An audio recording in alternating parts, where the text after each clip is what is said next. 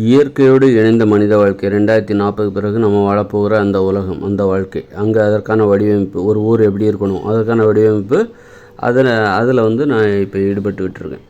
அப்போது அந்த வடிவமைப்பின்படி இரு ஊர்களுக்கு இடையிலே வந்து ஒரு சாலை இருக்கும். ஒரு 50 அடி அகலமுடைய சாலை மட்டும் கிடையாது. அதில் வந்து வெறும் 4 வழி சாலை இருக்கும். ஒரு வழி சாலை என்பது 6 அடி அகலம் கொண்டது. 4 வழி 4 6 24 அடிக்கு சாலை. மீதி உள்ள 25 அடி அகலங்கிறது வந்து அந்த இடைப்பட்ட பகுதி. அந்த பகுதியில் வந்து பெரிய குளம் இருக்கும். அதாவது 20 அடி அகலம் 100 அடி நீளம் கொண்ட குளம் இருக்கும். அதன் பிறகு வந்து அதாவது அந்த ஒரு ஊருக்கும் இன்னொரு ஊருக்கும் இடைப்பட்ட பகுதியில் வந்து ஒரு சாலை போகும். ஒரு 4 வழி கொண்ட ஒரு சாலை போகும். அந்த சாலை வந்து 4 வழி கொண்டது. 4 வழி கொண்ட ஒரு சாலை வந்து ஒரு வழி என்பது 6 அடி அப்படிங்கும்போது 4 6 24 அடி அகலம் கொண்டது. மீதி 24 அடி ஒரு 26 அடி இருக்குது. அந்த அடியில் வந்து 20 அடி அகலம் 100 அடி நீளம் கொண்ட குளம் இருக்கும். அப்புறம் கொஞ்சம் தூரம் போயாச்சுனாக்கா அது வந்து கழிப்பிட வசதியெல்லாம் இருக்கும். அதன் பிறகு பார்த்திங்கன்னா உட்காந்து மர நிழல்கள், நிறைய மரங்கள் வளர்க்கப்படும். இது வந்து பொதுவான மரங்கள். இது வந்து பயனில்லாத மரங்கள்லாம் அங்கே வளர்க்க மாட்டாங்க. மக்களுக்கு பயன் தருகிற, உணவை தருகிற மரங்களை தான் அங்கே வளர்ப்பாங்க. ஏதாவது மருத்துவ பயன் ஏதாவது இருக்கணும். சும்மா ஏதாவது நிழலுக்கு மரம் நடணும் அப்படிங்கிறதுக்காக ஏகப்பட்ட புளிய மரம், ஏகப்பட்ட வேப்ப மரம் அப்படிலாம் இல்லாமல், வேப்ப மரமாக அது 1 2 போதும். தேவையில்லாமல் நிறைய மரங்களை வளர்த்துட்ருக்கூடாது. பயன் தராத இப்போ வந்து அந்த இடைப்பட்ட பகுதியில் வந்து நிறைய மாமரங்கள், பலா மரங்கள், அப்படி அந்த இடைப்பட்ட பகுதியில் அது வந்து பொதுவான இடம். இரு ஊர்களை சார்ந்த யார் வேணாலும் அந்த மரத்தில் உள்ள பழங்களை பறித்து சாப்பிடலாம். இப்படி பொதுவான இடத்துலையும் இப்போ விவசாய நிலம் இருக்குது அப்படின்னா ஒவ்வொருத்தருக்கும் தனித்தனியாக கொடுக்கப்படுகிறது. ஒவ்வொருத்தருக்கும் தனித்தனியாக 2 ஏக்கர் நிலம் கொடுக்கப்படுது.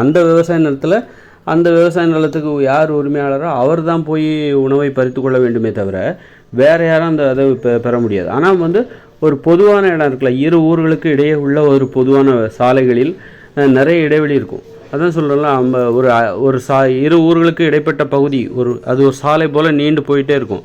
அந்த சாலைக்கு ஒரு 4 வழி கொண்ட சாலை. அதில் வந்து 26 அடி 4 6 24 அடி, அது மாதிரி ஒரு 24 அடி, மீதி 26 அடி என்பது வந்து அதில் வந்து ஒரு 100 அடி நீளம் 20 அடி அகலம் கொண்ட குளம் இடம்பெறும். அதன் பிறகு ஒரு 1000 அடி இடைவெளி இருக்கும். இந்த இடைவெளியில் கழிப்பிடம் இருக்கும், பொது கழிப்பிடம் இருக்கும். ஆண்களுக்கு தனியாகவும் பெண்களுக்கு தனியாகவும் கழிப்பிடம் இருக்கும். அதன் பிறகு கழிப்பிடத்து பக்கத்தில் சிறிய கிணறுகள் இருக்கும். ஒரு 10 அடி அகலம் 20 அடி நீளமுடைய சிறிய கிணறுகள். ஏன்னா வந்து இப்போ கழிப்பிடம் பயன்படுத்தி விட்டு இப்போ குண்டி கழுவுறதுக்கு வந்து தண்ணி வேணும்ல, அதுக்கு தான் அந்த கிணறு. அதன் பிறகு அந்த இடைப்பட்ட பகுதி அது சாலை போல் நீண்டு போயிட்டே இருக்கும். இரு ஊர்களுக்கு இடையே அடுத்தடுத்த ஊர் வந்துகிட்டே இருக்கும். அப்போ இந்த இடையில உள்ள இந்த பகுதி நீண்டு போயிட்டே இருக்கும். அப்படிங்கும்போது இந்த பகுதிகளில் இரு ஊர்களுக்கும் பொதுவாக அவர்கள் பயன்படுத்தக்கூடிய மரங்கள், அந்த யார் வேணாலும் அந்த மரத்தில் பழத்தை பறித்து சாப்பிட்டுக்கலாம்.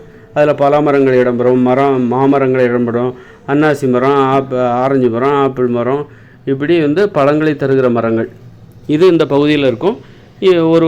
நீங்கள் வெளியில் வந்தீங்கன்னா இந்த மரத்தில் இருக்கிற ஏதாவது பழத்தை சாப்பிட்டு நீங்கள் அப்படியே நடந்து போயிட்டே இருக்கலாம். பல ஊர்களை தாண்டி நீங்கள் நடந்து போயிட்டே இருக்கலாம். இந்த சாலையின் வழியாக நீங்கள் பயணித்தால் இது வந்து ஊர்களுக்கு இடையே வரும். ஊர்களுக்கு வெளியே, ஊர்களுக்கு இடையே, இரு ஊர்களுக்கு இடையே, வெவ்வேறு ஊர்களுக்கு இடையே இந்த சாலை வந்து போயிட்டே இருக்கும். அப்போ வந்து நீங்கள் எவ்வளோ தூரம் வேணாலும் போயிட்டு வரலாம். அப்போ நீங்கள் போகிற வழியில் உங்களுக்கு உணவு தேவை. அந்த இடைவெளியிலே வந்து அந்த சாலையை வந்து அந்த சாலையிலே வந்து நடுவில் வந்து 2 பக்கம், அதாவது 2 வழிங்கிறது இந்த பக்கமும் வலது பக்கமும், இன்னொரு 2 வழிங்கிறது இடது பக்கம் இருக்கும். நடுவில் ஒரு 26 அடி அகலம் இடைவெளி விடப்பட்டிருக்கும். அதில் தான் 100 அடி நீளம் 20 அடி அகலமுடைய குளங்கள். அதனை தொடர்ந்து ஒரு 1000 அடிக்கு வந்து நிறைய கழிப்பிட வசதியெலாம் இருக்கும். அப்புறம் நிறைய மரங்கள், பழங்களை தருகிற மரங்கள் இது வந்து நடப்பட்டிருக்கும். இதில் வந்து மாமரம் இருக்கும், பலா மரம் இருக்கும், அன்னாசி மரம் இருக்கும், ஆப்பிள் மரம் இருக்கும், ஆரஞ்சு மரம் இருக்கும், எலுமிச்சை மரம் இருக்கும், கொய்யா மரம் இருக்கும். இப்படி நிறைய மரங்கள் வளர்க்கப்பட்டிருக்கும். அதில் அந்த ஊரை சார்ந்தவர்கள் அந்த மரத்தில் உள்ள பழங்களை பறித்து சாப்பிட்டு கொள்ள வேண்டியதான். அதனால் நீங்கள் வந்து நெடுந்தளவு போகிறீங்க, அப்படியே போயிட்டு வரலான்னு தோணுது, நடந்து போயிட்டு வரலான்னு தோணுது அப்படின்னா போகிற வழியில் உங்களுக்கு சாப்பாட்டுக்கு என்ன பண்ணுவீங்க, இந்த சாலையின் நடுவில் உள்ள மரங்களில் காய்த்து தொங்குகிற பழங்களை பறித்து சாப்பிட்டு கொண்டு நீங்கள் எவ்வளோ தூரம் வேண்டுமானாலும் பயணம் செய்து கொள்ளலாம். இது இயற்கையோடு இணைந்த மனித வாழ்க்கையில் நாம் வாழப்போகும் அந்த வாழ்க்கைக்காக நான் உருவாக்கி கொண்டிருக்கிற அந்த வடிவமைப்பில் இது போன்ற வசதிகள் இருக்கிறது. இது பற்றி இன்னும் விவரமாக உங்களுக்கு எப்படியெல்லாம் புரிய வைக்க முடியும் என்பதற்காக நான் அதற்கான முயற்சியில் கண்டிப்பாக நான் ஈடுபடுவேன். என்னால் முடிஞ்சதை நான் செய்வேன்.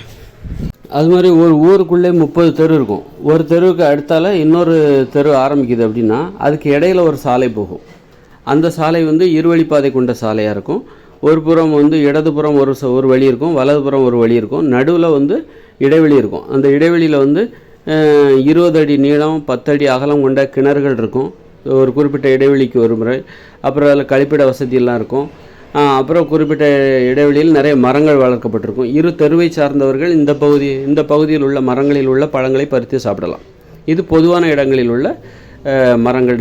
இந்த மரங்களை யார் பராமரிப்பாங்க அப்படின்னா அந்த இரு தெருவை சார்ந்தவர்களும் இதை நீ தான் பார்த்துக்கணுன்னு ஒரு குறிப்பிட்டவங்ககிட்ட நம்ம ஒப்படைச்சிடணும்.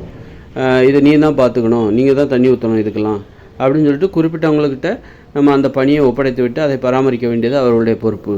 அதில் உள்ள பழங்களை யார் சாப்பிடலாம், ஒரு தெருவை சார்ந்தவர்கள் அந்த தெருவுக்கு வர்றவங்க யாராக இருந்தாலும் அதில் பழங்கள் பறித்து நீங்கள் உங்களுக்கு பசியாக இருக்கா பறித்து சாப்பிடுங்க. அதில் பழம் இருந்தால் சாப்பிடுங்க. கண்டிப்பாக நிறைய பழங்கள் இருக்கும், நிறைய இடங்கள். அது மாதிரி நீங்கள் ஒரு எவ்வளோ தூரம் வேணாலும் நீங்கள் பயணித்து கொண்டே போகும்போது உங்களுக்கு பசி ஏற்படுகிறது என்றால் இந்த மாதிரி பொதுவான இடங்கள் அந்த இயற்கையோடு இணைந்த மனித வாழ்க்கையில் இருக்கும். அங்கே தேவையில்லாத மரங்கள்லாம் வளர்க்கப்பட மாட்டாது. சும்மா தேக்கு மரம், சந்தன மரம் ஒரு ஊருக்கு 1-2 போதும். அது மாதிரி பழங்களை தருகிற உணவுகளை தருகிற மரங்கள் தான் அங்கே நிறைய இருக்கும். கொய்யா மரம், மாமரம், பலாமரம், பனை மரம், தென்னை மரம், இன்னும் ஆரஞ்சு மரம், ஆப்பிள் மரம், அப்புறம் இந்த மாதிரி பழங்களை தருகிற மரங்கள் தான் ஏகப்பட்டு சப்போட்டா மரம் இந்த மாதிரி பொதுவான இடங்கள்லேயும் இருக்கும். விவசாய நிலங்கள்லேயும் அது தனிப்பட்ட பயன்பாடு விவசாய நிலம் என்பது. அதனால் உணவுக்கு அங்கே பஞ்சமே இருக்காது. எங்கே பார்த்தாலும் பழங்களை தருகிற உணவுகளை தருகிற மரங்கள், செடிகள், கொடிகள் இதுதான் அங்கே வளர்க்கப்படும். பொதுவான இடங்கள்லையும் இது இருக்கும். பொதுவான இடத்துக்கு வந்தால் இப்போ விவசாய நிலத்தில் அது ஒருத்தரோட தோட்டத்துக்கு ஒவ்வொருத்தரோடைய விளைநிலத்துக்குள்ளே இன்னொருத்தர் நுழையக்கூடாது. ஆனால் அதே நேரத்தில் நுழையக்கூடாது, எதுவும் திருட மாட்டாங்க, அது இன்னொருத்தருடைய இது. அதனால் ஆனால் பொதுவான இடங்களில் உள்ள மரங்கள், பழங்கள், அதில் உள்ள பழங்களை, காய்களை யார் வேணாலும் பறித்து சாப்பிட்லாம். அப்படிங்கும்போது ஒருத்தருக்கு நாம ஏன் இன்னொரு தோட்டத்துக்குள்ளே போய் இன்னொருத்தரோட விளைநிலத்தில் போய் அதை அங்கே இருக்கிற பழங்கள், காய்களை பறித்து திருட வேண்டும் அப்படிங்கிற உணர்வு யாருக்குமே வராது. ஏன்னா பொதுவான இடங்கள்லேயே உங்களுக்கு இருக்கும், யார் வேணாலும் பறித்து சாப்பிட்டு கொள்ளலாம் என்று அனுமதிக்கப்பட்ட இடங்கள், பொதுவான இடங்களில் பழங்களை தருகிற மரங்கள், செடிகள், கொடிகள் அதெல்லாம் நிறைய இருக்கும். அது ஏராளமாக இருக்கும். அதனால் அதுவே இது மக்கள் நேர்மையாக இருப்பதற்கு மக்களை ரொம்ப உதவி செய்யும். இந்த மாதிரி பொதுவான இடங்களில் நிறைய மரங்கள், பழங்களை தருகிற மரங்கள், காய்களை தருகிற உணவுகளை தருகிற மரங்கள், செடிகள், கொடிகள் பொதுவான இடத்துல அவர்களாலேயே அது வளர்க்கப்படும். அதில் கிடைக்கிற பழங்களை யார் வேணாலும் பறிச்சிக்கலாம், சாப்பிட்டுக்கலாம்.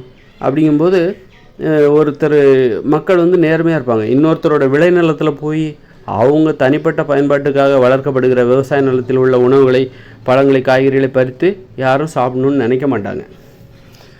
ஏன்னா பொதுவான இடத்துல நிறைய இருக்குது. பொதுவான இடத்துல யாரெல்லாம் உங்களுக்கு தேவையான உணவுகளை நீங்கள் பறித்து சாப்பிடலாம் அப்படின்னு அனுமதிக்கப்பட்டிருக்கு. இந்த மாதிரி அவர்கள் நேர்மையாக வாழ்வது எளிதாக இருக்கும். இயற்கையோடு இணைந்த மனித வாழ்க்கையில் அவர்கள் நேர்மையாக வாழ்வது என்பது எளிதாக இருக்கும். அதனால் அவங்க நேர்மையானவர்களாக வாழ்வார்கள். அங்குள்ள வாழ்க்கை அமைதியாகவும் இருக்கும், ஆரோக்கியமாகவும் இருக்கும், ரொம்ப ஜாலியாக இருக்கும், மகிழ்ச்சியாக இருக்கும்.